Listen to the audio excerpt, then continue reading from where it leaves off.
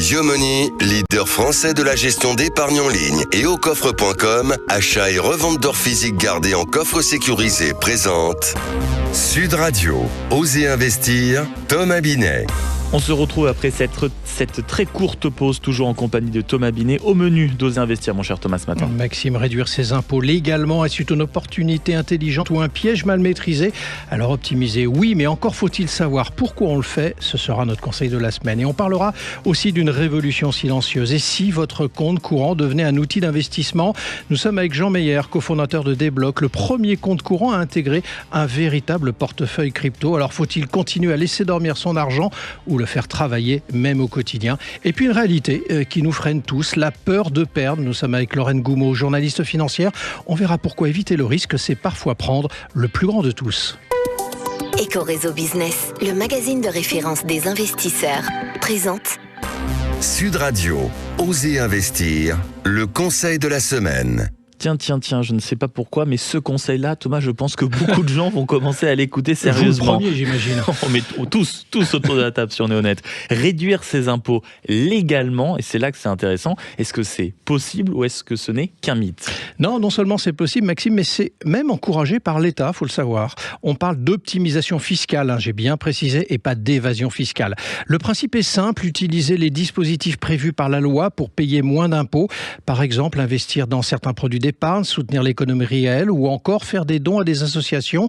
L'État met en place des mécanismes pour orienter l'épargne des Français vers ces secteurs jugés utiles. Bon, et si on se penche sur la chose concrètement, est-ce qu'il y a des leviers qui sont plus accessibles que d'autres? Oui, il en existe plusieurs relativement simples à activer. L'assurance vie, par exemple, permet de bénéficier d'une fiscalité avantageuse après quelques années.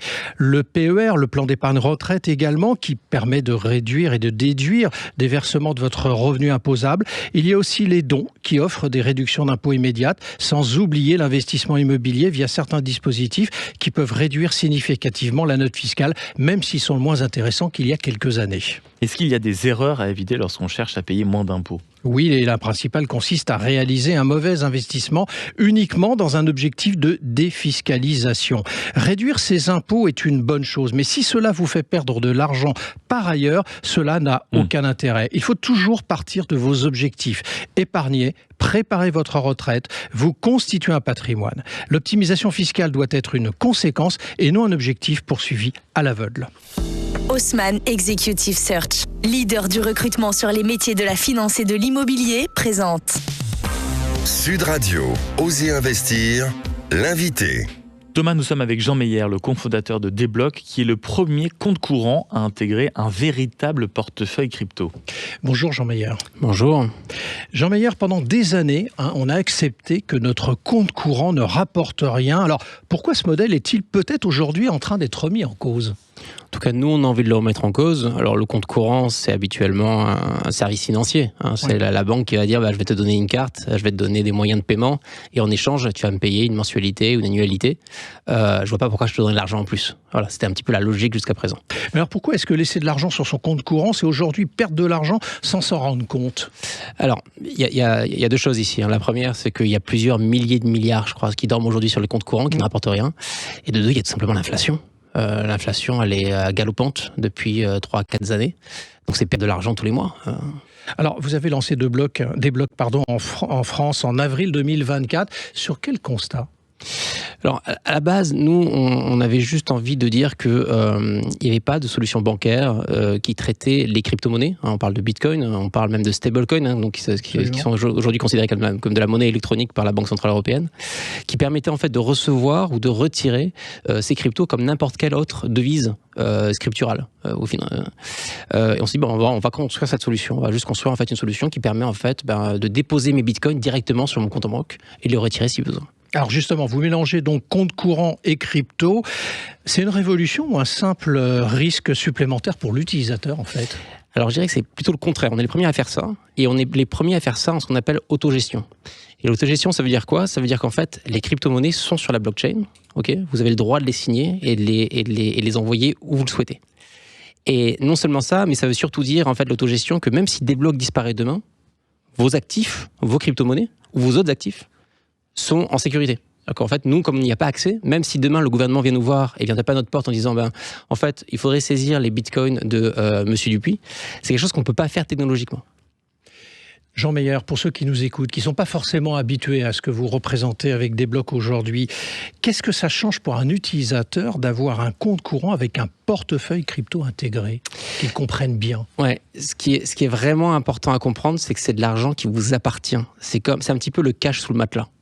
C'est-à-dire que personne ne peut le prendre, même l'institution financière, même Débloc n'y a pas accès. Donc c'est sécurisé de quelle manière, justement? Alors, c'est sécurisé purement technologiquement. Il faut quand même comprendre que Bitcoin, aujourd'hui, a 17-18 ans, que personne n'est arrivé à hacker Bitcoin. Voilà.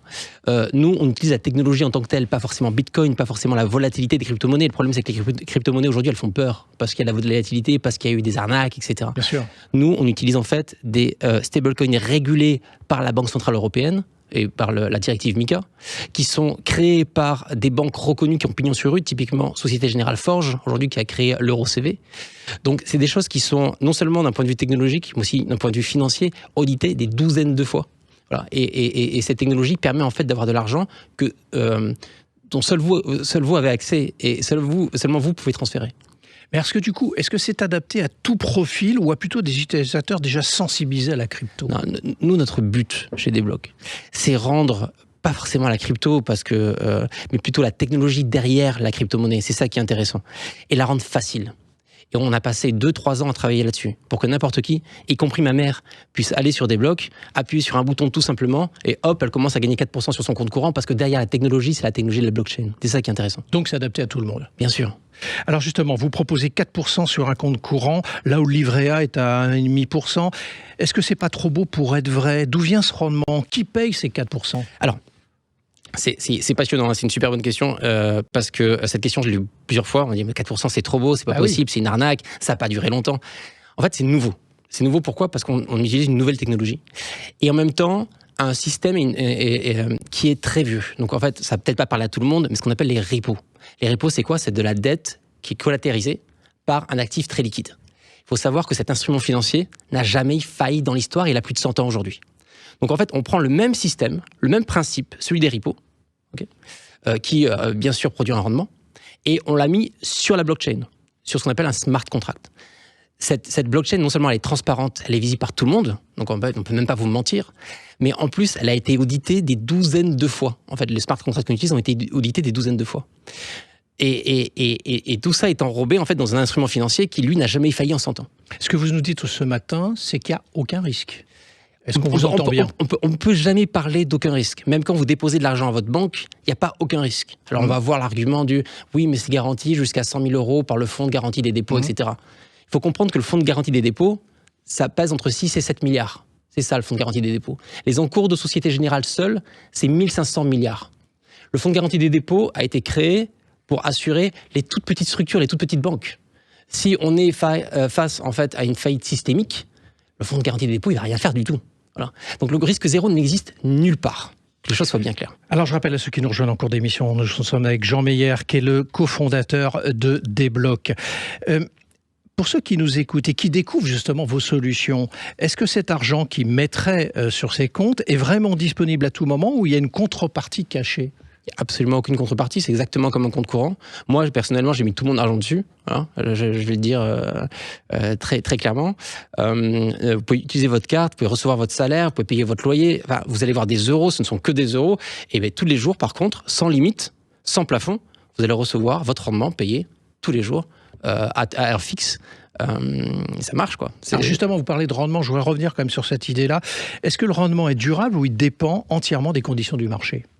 Non, le rendement ne dépend pas du marché. Que le Bitcoin baisse ou monte, ça n'a absolument aucune espèce d'importance. Donc vous assurez ce rendement? Ce rendement sera toujours à 4%. Il était à 4% le mois dernier, il était à 4% le mois d'avant, il sera à 4% dans un an. Et est-ce qu'il y a des risques derrière un compte courant rémunéré basé sur la finance décentralisée comme vous nous le présentez? En fait, j'ai pas le droit de vous dire qu'il n'y a pas de risque. J'aurais pas mis mon argent dessus si je pensais pas qu'il y avait des risques. Je suis pas un joueur personnellement.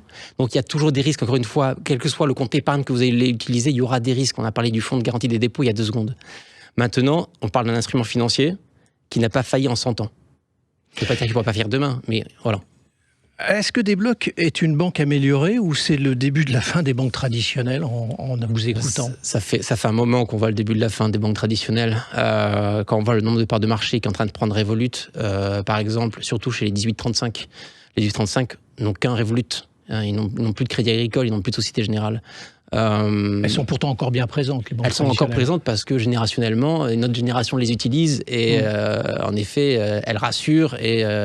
Mais moi, je suis prêt à parier que dans 10-20 ans, elles vont perdre encore plus de parts de marché et on verra une nouvelle émergence de nouvelles néobanques, des Revolut, des Desblocs et d'autres. Jean Meyer, ma dernière question pour vous ce dimanche matin. Est-ce que notre concurrent pourrait devenir notre principal outil d'investissement demain? Oui. Et c'est non seulement la logique de Desblocs, c'est aussi la logique d'autres néobanques du style Revolut. Leur but, c'est d'avoir votre argent sur leur compte courant et juste en appuyant sur un bouton, de pouvoir l'investir dans différentes classes d'actifs et avoir un rendement dessus, éventuellement. Merci à vous. Merci beaucoup Jean Meyer d'être passé du Merci. côté d'Oser Investir. Et je rappelle donc que vous êtes le cofondateur de Desblocs.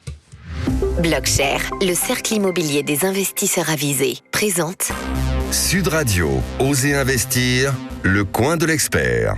Thomas, nous sommes avec Lorraine Goumeau, journaliste financière et experte sur toutes les questions d'investissement et de placement. Et vous allez avec elle nous parler d'aversion au risque. Absolument, Maxime. Alors Lorraine, on apprend que 44% des Français associent d'abord l'investissement au risque, d'après une étude OpinionWay pour BlackRock.